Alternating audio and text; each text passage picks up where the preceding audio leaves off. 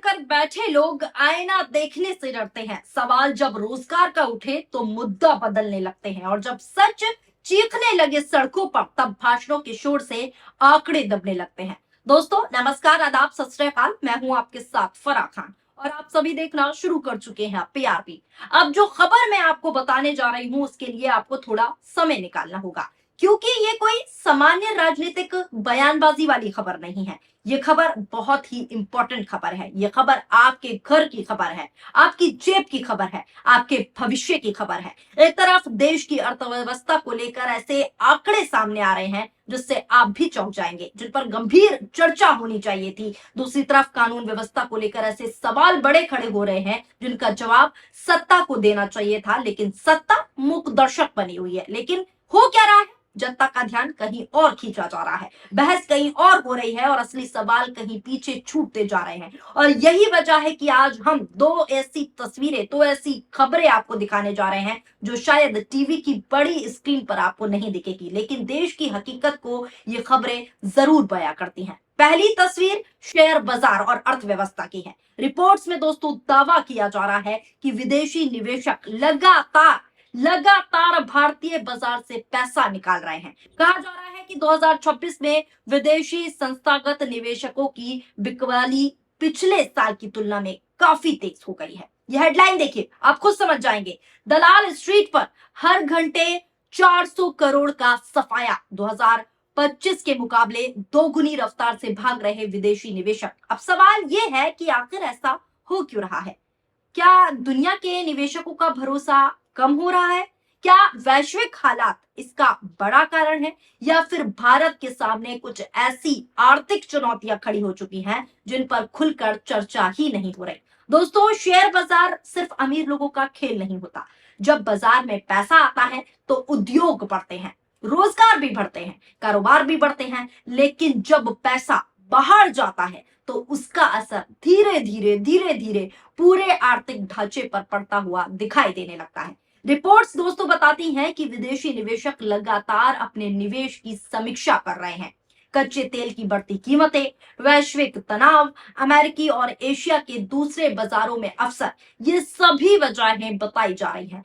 लेकिन इसी बीच आम आदमी का सवाल सीधा है, अगर सब कुछ इतना अच्छा चल रहा है, सब कुछ चंगा है, सब कुछ सामान्य है, तो फिर निवेशक बाहर क्यों जा रहे हैं? अगर अर्थव्यवस्था मजबूत है तो फिर बाजार में ये बेचैनी, ये सुगबुगाहट क्यों दिखाई दे रही है? आखिर क्यों हर कुछ दिनों में नए आंकड़े चिंता पैदा कर रहे हैं? अब जरा इस रिपोर्ट को ध्यान से देखिए, नजर डालिए इस रिपोर्ट पर। विदेशी संस्थागत निवेशकों ने 2026 में अब तक 96 ट्रेडिंग सेशन में भारत के सेकेंडरी मार्केट्स में हर ट्रेडिंग घंटे 400 करोड़ रुपए से ज्यादा की रफ्तार से शेयर बेचे हैं। ये 2025 से पूरे कैलेंडर वर्ष के दौरान 241 ट्रेडिंग सेशन में दर्ज 161 करोड़ रुपए प्रति घंटे की रफ्तार से दोगुना से भी ज्यादा है।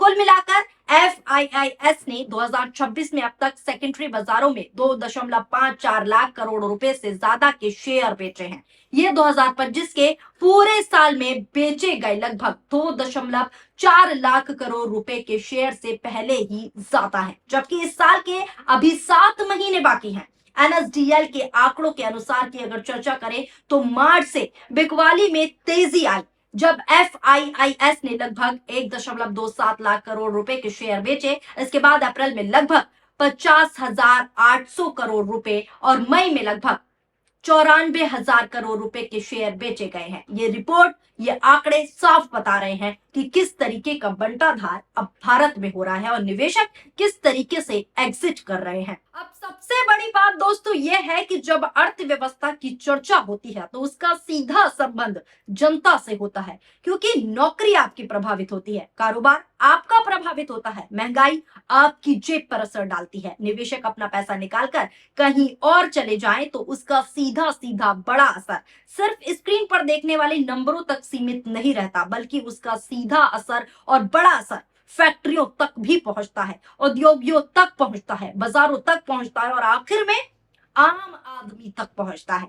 लेकिन क्या इन सवालों पर उतनी चर्चा हो रही है जितनी होनी चाहिए? या फिर कहीं ना कहीं इस रिपोर्ट को दबाया जा रहा है, छुपाया जा रहा है? क्या सत्ता और विपक्ष दोनों मिलकर जनता को स्पष्ट जवाब दे रहे हैं या फिर राजनीतिक शोर में आर्थिक सवाल कहीं ना कहीं दबते जा रहे हैं और छुपते जा रहे हैं? अब दूसरी तस्वीर देखिए जो उत्तर प्रदेश से सामने आई है। उत्तर प्रदेश की तस्वीर, जिस प्रदेश को लेकर लगातार कानून व्यवस्था के बड़े बड़े दावे किए जाते हैं, जहां मंचों से अपराधियों को खुली चेतावनी दी जाती है, जहां हर घटना के बाद सख्त कार्रवाई की बात कही जाती है, लेकिन इसी प्रदेश से लगातार लगातार ऐसी घटनाएं सामने आ रही हैं जो लोगों को डराने के लिए ही काफी हैं। जी हाँ, आगरा में पूर्व प्रधान की हत्या का मामला हो, गाजीपुर की घटना हो या अन्य चर्चित वारदातें, सवाल लगातार उठ रहे हैं। कहां है अपराध मुक्त देश? यह हेडलाइन देखिए। आगरा कोर्ट में गवाही देकर लौट रहे पूर्व प्रधान की हत्या, 3 किलोमीटर तक पीछा कर 25 राउंड फायरिंग से भूना, भाई घायल। रिपोर्ट्स के मुताबिक आगरा में पूर्व प्रधान को कई किलोमीटर तक पीछा कर निशाना बनाया गया। ये उत्तर प्रदेश की वारदात है। गोलियां चली, लोग दहशत में आए, परिवार तबाह हुआ, लेकिन सवाल वही है कि आखिर अपराधियों का डर खत्म क्यों नहीं हो रहा है? आखिर क्यों अपराधी बेखौफ ऐसे काम कर रहे हैं? देखिए, किसी भी सरकार की असली परीक्षा भाषणों से नहीं होती, या आप भी जानते हैं। परीक्षा जमीन पर होती है, धरातल पर होती है, जनता के बीच होती है। अगर लोग सुरक्षित महसूस नहीं कर रहे, अगर अपराध की खबरें लगातार सुर्खियां बटोर रही हैं, अपराध की खबरें लगातार सामने आ रही हैं, अगर परिवार अपने बच्चों की सुरक्षा को लेकर चिंतित है, और फिर सवाल उठना तो स्वाभाविक ही है। और लोकतंत्र में सवाल उठना गलत नहीं होता। सवाल उठाना और उठना बिल्कुल गलत नहीं है लोकतंत्र में। गलत तब होता है जब सवालों से बचा जाए, जब जवाब देने के बजाय बहस का विषय बदल दिया जाए, जब जनता रोजगार पूछे तो उसे कुछ और सुनाया जाए, जब जनता महंगाई पूछे तो उसे किसी और दिशा में मोड़ दिया जाए, यानी कि पूरी तरीके से माइंड डाइवर्जन किया जाए, जब जनता सुरक्षा पूछे तो उसे राजनीतिक नारे दे दिए जाए। और अब कुछ ऐसा ही होता नजर आ रहा है। क्यों आखिर ये लॉलीपॉप पॉप जो है लगातार दिया जा रहा है? आखिर कब तक आप ऐसा लॉलीपॉप देंगे जनता को? आज देश का युवा नौकरी चाहता है, किसान अपनी फसल का उचित दाम चाहता है, व्यापारी स्थिर बाजार चाहता है, मध्यम वर्ग राहत चाहता है, लेकिन इन सब के बीच जनता ये भी चाहती है कि उसे सच्चाई बताई जाए। अगर आर्थिक चुनौतियां हैं तो उन्हें स्वीकार किया जाए, अगर कानून व्यवस्था में दिक्कत है, परेशानियां हैं, तो उन्हें सुधारा जाए, क्योंकि समस्या छुपाने से खत्म नहीं होती। अगर आप रिपोर्ट छुपाएंगे, खबरें छुपाएंगे, तो समस्या खत्म नहीं होगी।